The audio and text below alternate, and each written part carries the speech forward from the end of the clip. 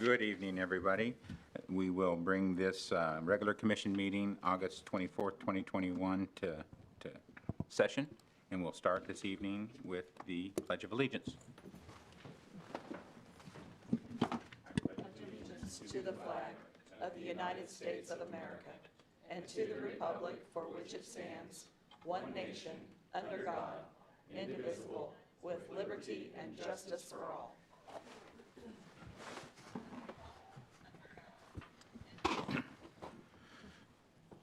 The first item on this evening's agenda is to consider our consent agenda, the minutes of the August 10th meeting, as well as the mayor's appointment to the LEAP, Julian Gonzalez-Salamanca. So move. Second. We're good. We have a motion and a second. All those in favor? Aye. Any opposed? Hearing none, that motion carries. The first item on this evening's regular agenda is to consider a contract franchise ordinance with Cox Wireless Access, L.L.C. Chris? Yeah, I can start with this, give a brief introduction. I'll let you know that we have Megan Bottenberg from Cox L.L.C., and she's there to answer any questions. The franchise ordinance was in your packet. We've done these before. It essentially pertains to small cell wireless infrastructure, distributed antenna systems within the public right-of-way. This allows for the deployment of wireless broadband infrastructure. It's a 5-year term, can be canceled by either party, otherwise it extends 3 more times for a total of 20 years. There are provisions in terms of compensation for placement in the right-of-way, number of protections for safety and for the city. There are 2 essential provisions that allow for renegotiation. There's a most favored municipality clause, whereas if Cox Wireless enters an agreement with another Kansas municipality, the city's entitled to renegotiate to those more favorable terms. There's also one that if the law changes, that the parties will come back and memorialize those changes in the law in the franchise agreement. I would stand for any question. Obviously, Megan's an expert in the area. She can probably give more color in terms of their plans and what this franchise ordinance entails. But I would stand, and so would staff, for any questions that you have about this item. Well, I am not going to dismiss my ignorance on this. When I read through this, it occurred to me, what is different about this? I need to understand what is different. I take my internet for granted. I have that. I know it's wireless. So I don't profess to be tech savvy. So if she can maybe explain how this is different or how this goes with what we already have, that part I just did not really understand.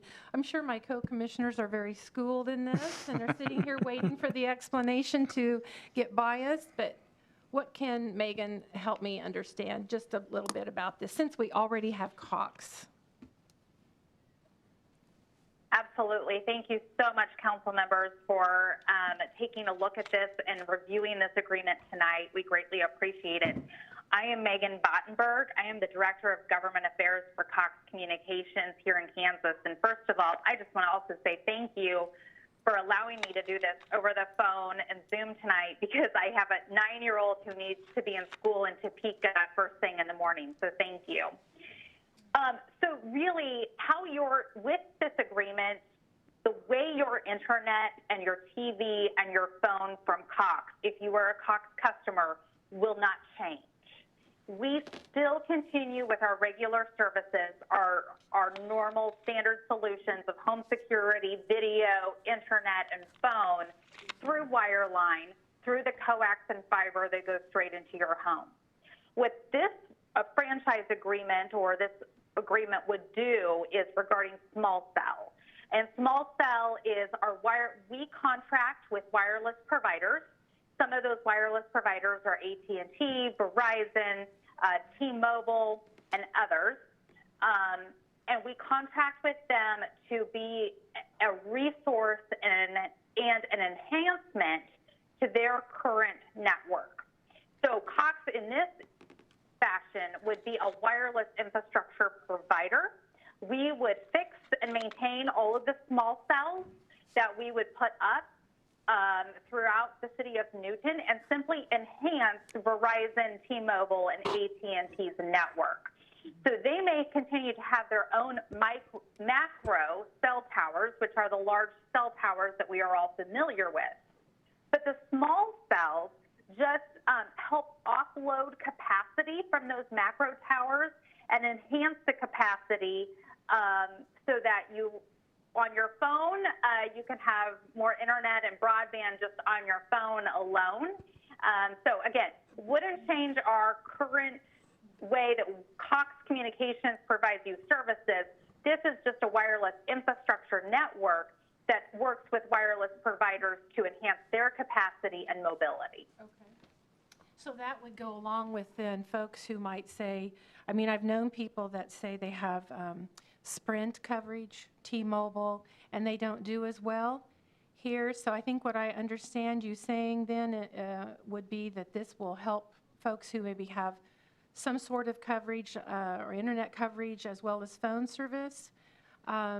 This will improve that because of the area that we're in. It might be better for them with the service that they still have. Would that be a fair statement? Sort of? That is a very fair statement, Okay. yes. So this agreement simply provides the parameters for us to work within your city so that then we can go to wireless providers and say, we already have an agreement with the city of Newton.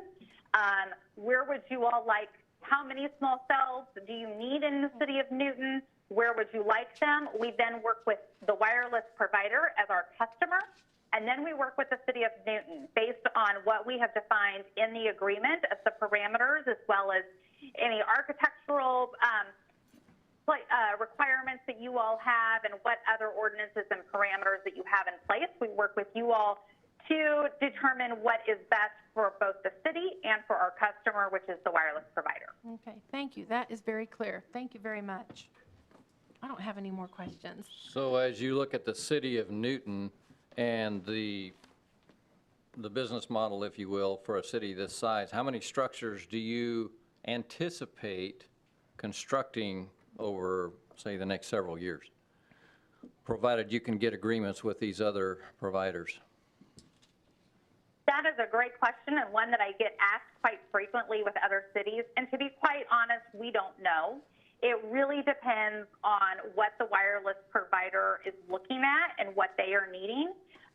We do not yet have that in place yet because we want to go to the cities and get a contract or this type of agreement in place before we have a contract in place with a wireless provider. And because we want to be sure we have the relationships and we know the parameters before we start working with that wireless provider. And we want to do what makes sense for the city.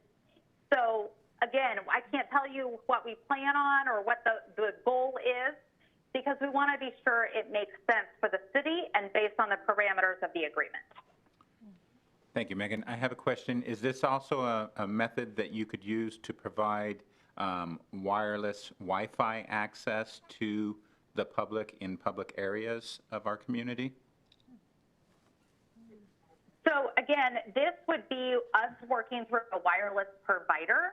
Cox has other solutions that provide that option, and we would be happy to visit with you with that regarding that. Okay.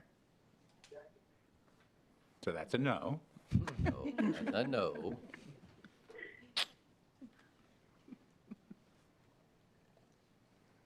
If you have any other questions, if you're okay with the version, I would say that there is one typo on page 12 of the agreement, page 19 in your packet, section 10A3 under business auto liability insurance. That should read $1 million. A couple zeros got cut off. So if you do approve this ordinance, I would ask you to include that amendment, and that's my bad for missing that.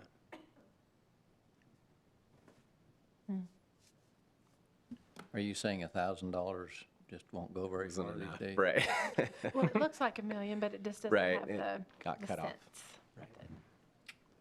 cents. So any motion to approve the ordinance would be with that amendment, unless there's any other questions. What's the ordinance number? Sure.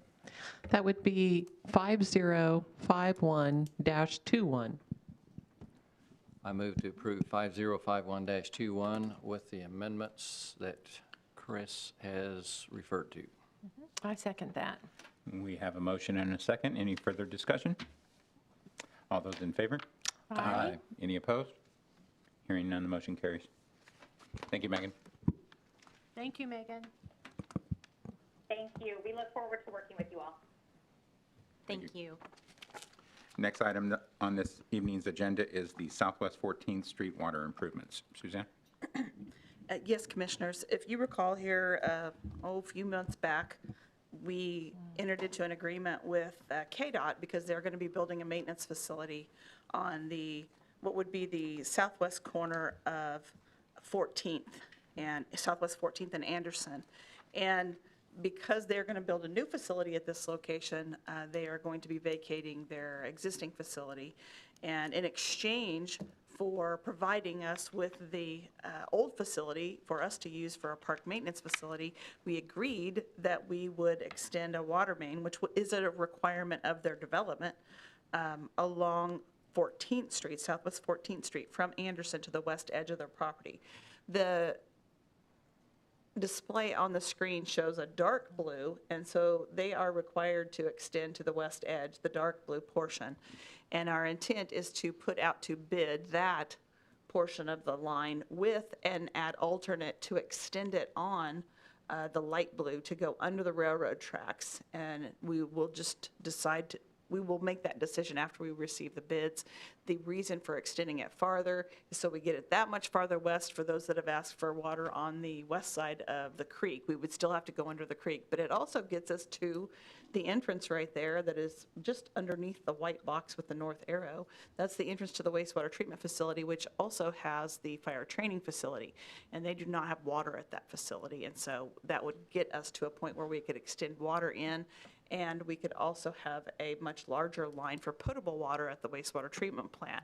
And so there's two other birds that we could kill with this stone if we decide to take the ad alternate.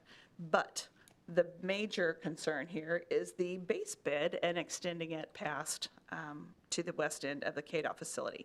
In our agreement with them, we said that the city would pay up to $403,000 for the water line extension and the street improvements that will be necessary at the intersection of 14th and Anderson.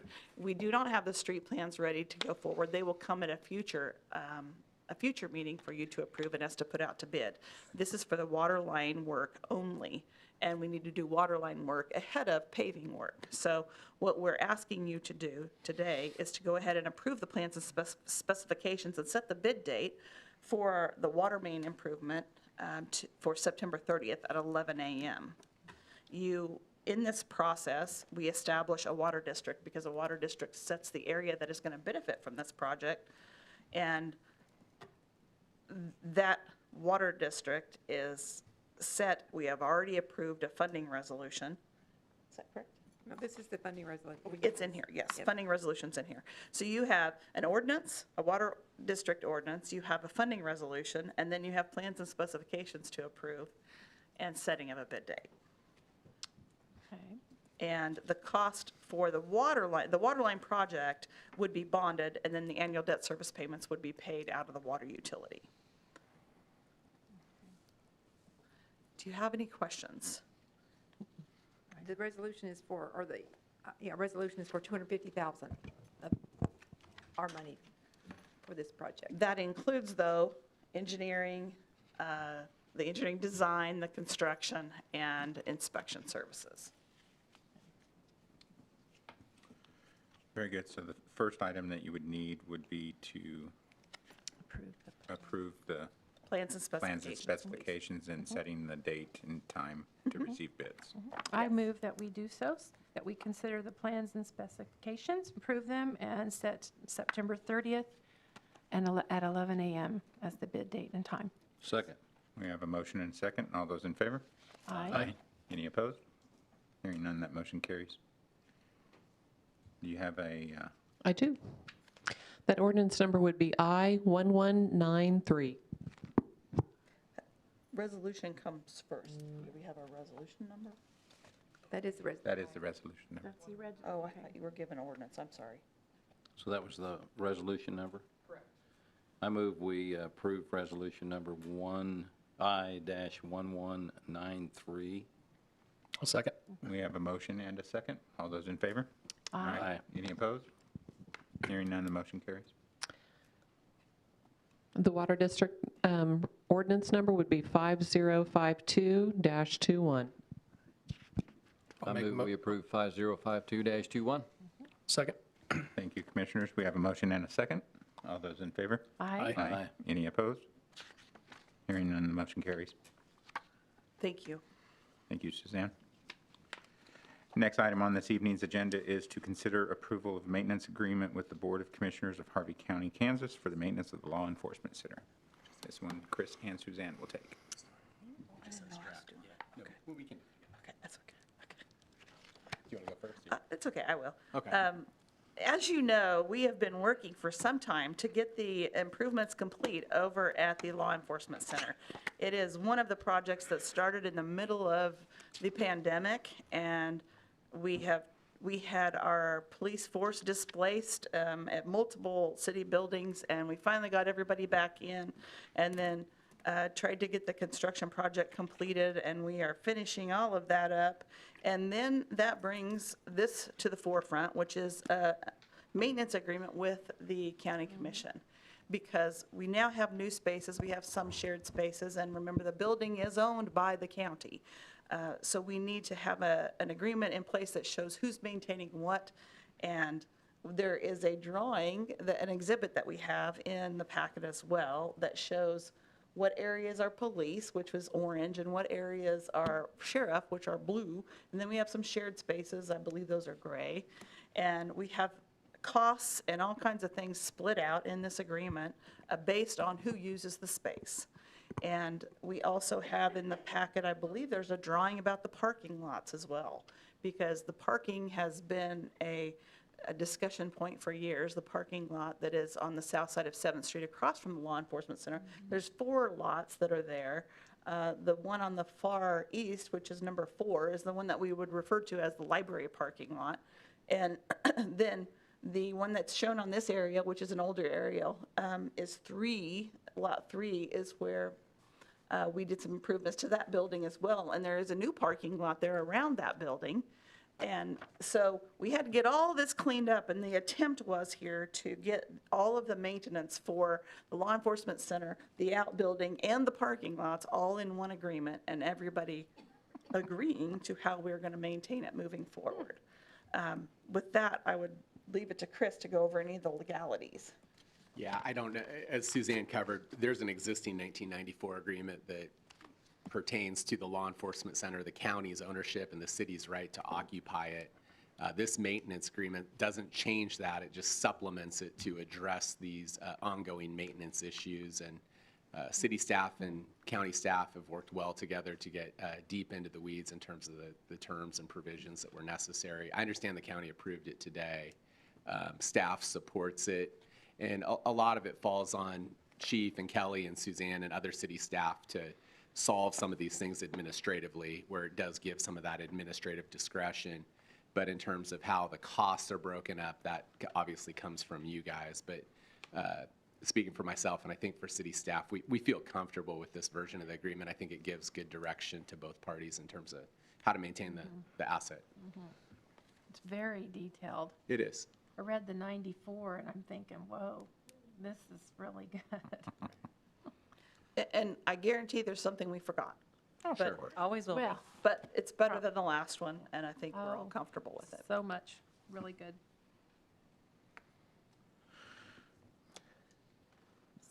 Very good. So you just need us to adopt the attached agreement? Approve the agreement, and it'll be effective on that approval because the county's approved it already. I move that we approve this agreement. I'll second. We have a motion and a second. All those in favor? Aye. Any opposed? Hearing none, that motion carries.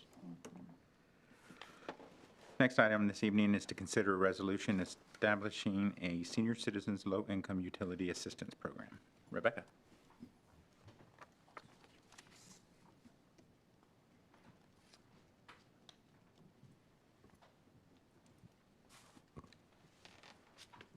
Good evening. Good evening. So, as you all know, the city has supported your low-income senior citizens and their utility payments with agreements from external agencies in the past. The resolution before you with the program information and application is just to bring this in-house. It would be a simple one-page application like you see in your packet. We are using other modes as a proxy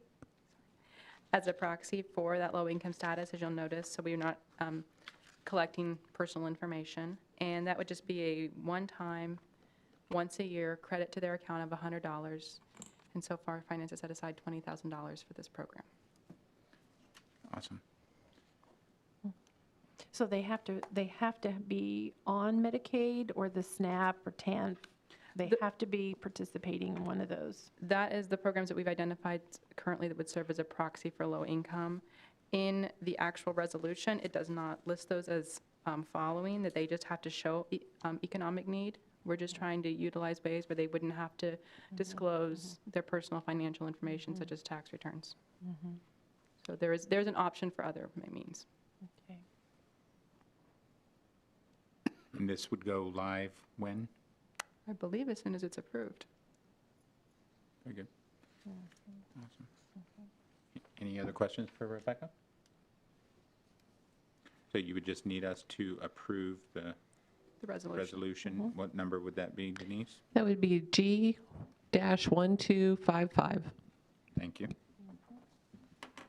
I move that we approve G1255. We have a motion I'll second. and a second. All those in favor? Aye. Any opposed? Hearing none, the motion carries. Next item is to consider a resolution establishing a weatherization rehabilitation rebate program. Rebecca. All right, so in this resolution, we are looking for a rebate program for very specific weatherization items. In keeping with the revitalization efforts and the plan set out by the City Commission, we bring this before you to rebate up to 50% of the cost of materials, labor excluded, for painting or guttering. And the area that we are targeting with this program is the neighborhood revitalization program boundaries, which we already have established. We're also looking to prioritize certain areas. If you're on a main arterial, which would be like Main or First or Broadway, if it's an owner-occupied home, if it's a historic home, if it's a low-income homeowner or a senior citizen or a first-time home buyer. So this just assists in that overall revitalization of the city. And we are allocating $50,000 in this first round. So that would, if they claimed the full amount, would go to 50 properties. And you remember this comes from the long-term loan that we had up to the CDBG that nobody really could ever qualify for. So you guys kind of got away from that, and this is what we're using the money for now. Right. An effort to actually do something with that money instead of having it sit there. So, I appreciate all the work that went into building these applications and putting it together to make sure that we are serving residents of Newton. Rebecca's done a good job with the sidewalk program as well. It's keeping everything, they look the same, they want the same information, so it's easy Yes. for. Simple to apply. applications. Yeah.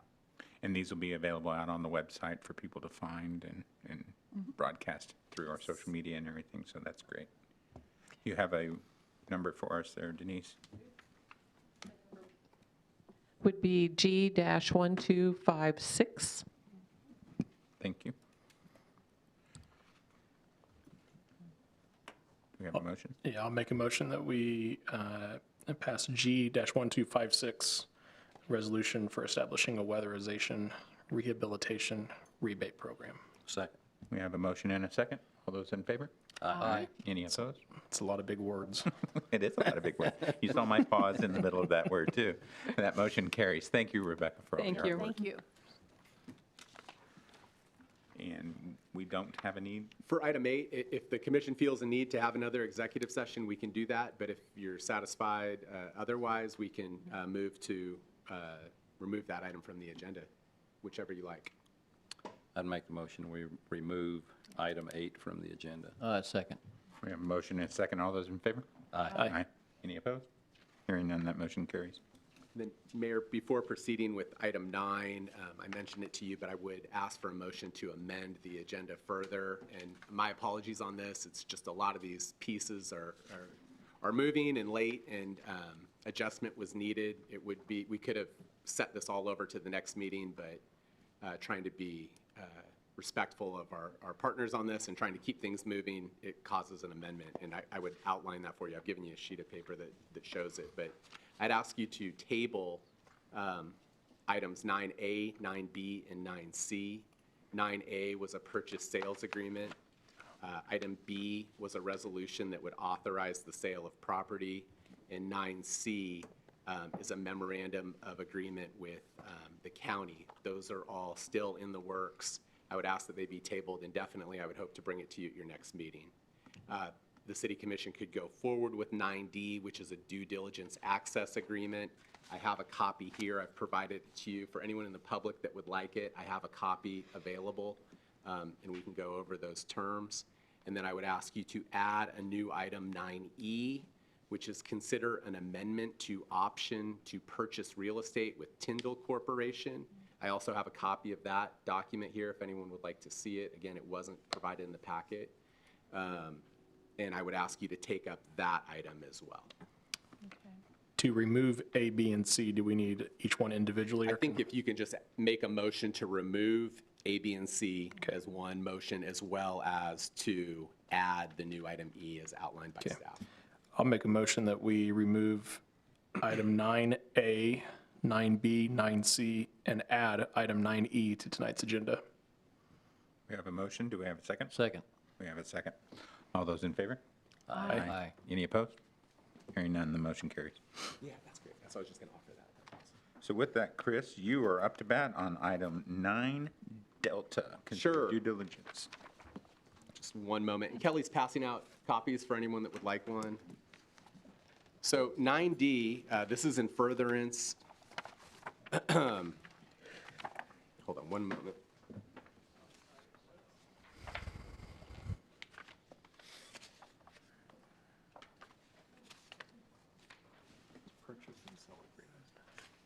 Okay. This is in furtherance of the letter intent that the city executed in terms of the sale of the Tyndall property. Essentially, the due diligence access agreement provides for access to the property as part of that due diligence period. I would stand for any questions, but essentially it's any of your inspections to get on the property. With the city only having an option interest in the property, we don't necessarily have that authority. We need our partner, Tyndall, to allow that. And that this agreement provides for that access, and that the city could extend that access to a prospective purchaser. I've reviewed it. I feel comfortable with the terms. I would stand for any questions, but essentially it facilitates that due diligence period and a potential sale. Stand for any questions. It's pretty straightforward. It's a lot of words, but it's pretty Right, that's right. straightforward. Exactly. I would make the motion that we approve the due diligence access agreement. Second. We have a motion and a second. All those in favor? Aye. Any opposed? Hearing none, the motion carries. Next item is item E, to consider an amendment to option purchase real estate. And Commission, this is a follow-up item to the option that we signed with Tyndall. Essentially, what this action allows is for the city to exercise our option on a contingent basis. So the city would not have to necessarily execute it and go forward with the sale, but we could exercise our option contingent on a future sale. And that's how we would like to preserve that right in terms of our option. And again, Tyndall has been very good to work with, and they've allowed that, whereas the initial option agreement didn't explicitly say that it could be contingent. This clears the record and makes that clear that we could exercise. There's two provisions. It just essentially amends that section 4 from the option, and it states that even if we exercised it and the contingency didn't come to fruition, our option still extends to the normal time as outlined in the original option agreement. So again, I've reviewed this. I feel comfortable with it. Tyndall has approved it. You've seen they've signed it, and we would ask for approval of this amendment, which modifies our option agreement. I move that we approve the amendment to option to purchase real estate with Tyndall Corporation. I second that. We have a motion and a second. All those in favor? Aye. Any opposed? Hearing none, motion carries. Thank you, Chris. Next item on the agenda is to consider approval of quitclaim deed, which releases the city's reversionary interest in Phase 1 of Cottonwood Crossing. Chris? Again, briefly on this one, we've talked about Cottonwood Crossing lately, and that's the future plans. This goes back to the original development that's been up and running for some time. As part of that development agreement that the city signed with that developer, the city had a reversionary interest in the property. So essentially, the developer deeded the property to the city, and then we then deeded it back to the developer, but we maintained a reversionary interest, which basically said if they didn't comply with the terms of the agreement, we have an interest in the property. Well, they've now fully built out. Staff has reviewed the agreement and agrees that they've fully complied. So now they have asked to remove that reverter so that they have obviously clear title. They did put in place a letter of credit to address an MIH issue in terms of those funds, in case there was ever a clawback. Go ahead. Yeah, sorry. So they also received moderate income housing MIH grant funds in the amount of, I believe, $400,000 that came from Kansas Housing Resource Corporation.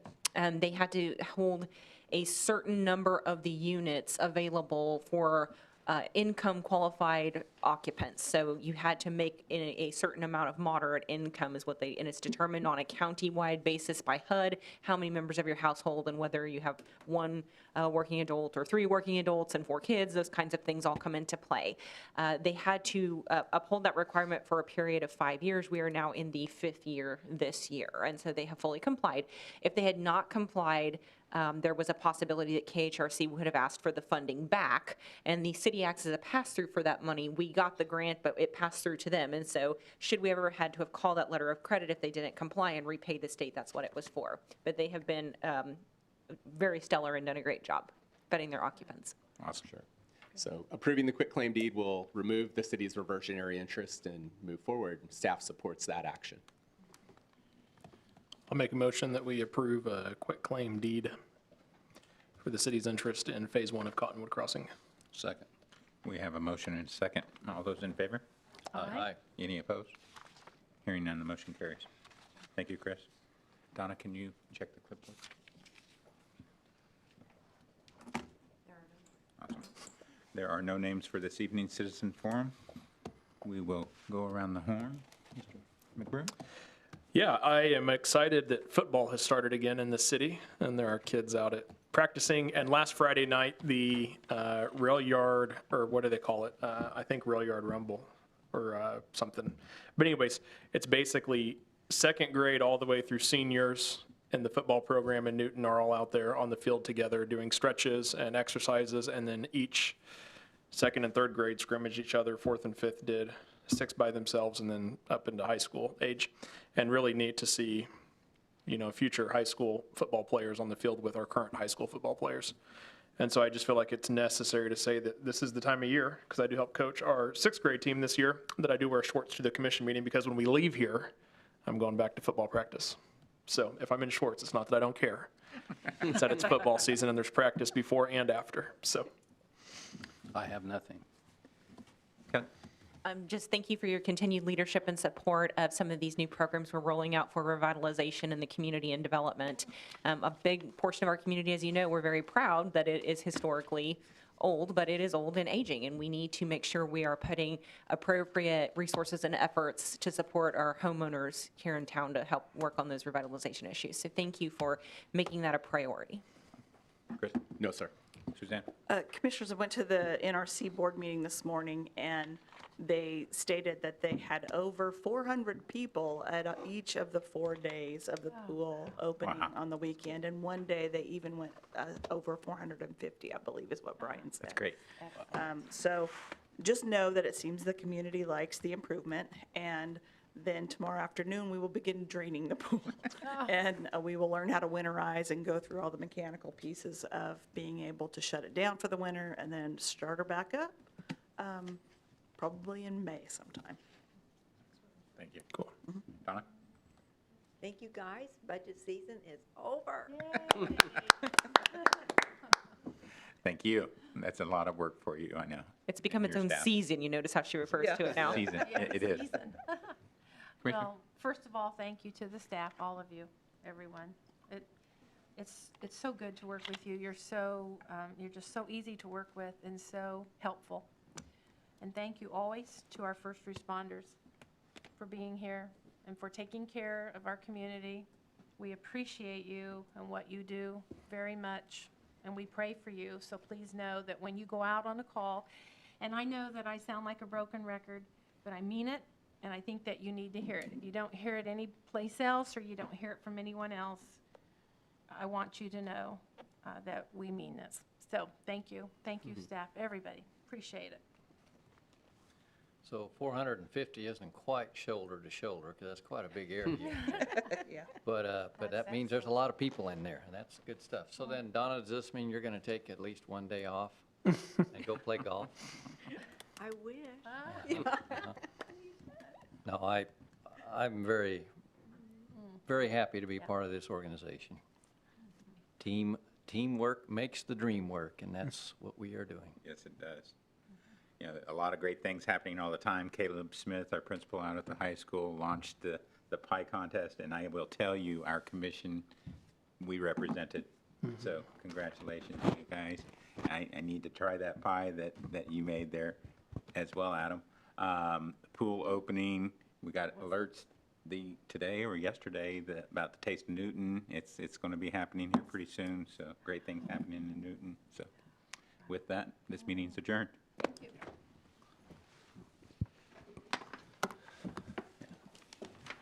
Rotarians ate $1,760 Suzanne, I have a question for you. I know. So a while back, maybe over the summertime, they talked about whenever school starts back up and depending on what the kids are doing, and everything, and the little day they take the trucks out to the schools and visit the kids. When does that happen? And can we make sure that? Okay, until May. Okay, I just want to make sure we can get Bible school on the rotation. I want to know where, Yeah. what happened to the 8:30, 8:45 meetings